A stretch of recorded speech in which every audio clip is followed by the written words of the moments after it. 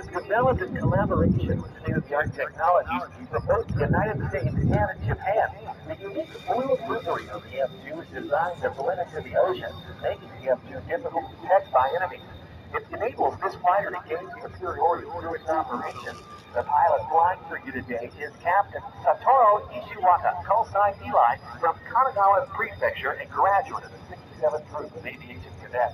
実はアメリカ鉄鉄プロコース、本部の技術で改良を施して開発した国産戦闘機です。最大速度はマッハ、東京に乗る期間を約20分で飛行できるところです。また、F2 は日本近海の深海に溶け込むよう、世界でも珍しい合同演習が施されているため、敵に発見されにくく、作戦を瞬時に行うことが可能です。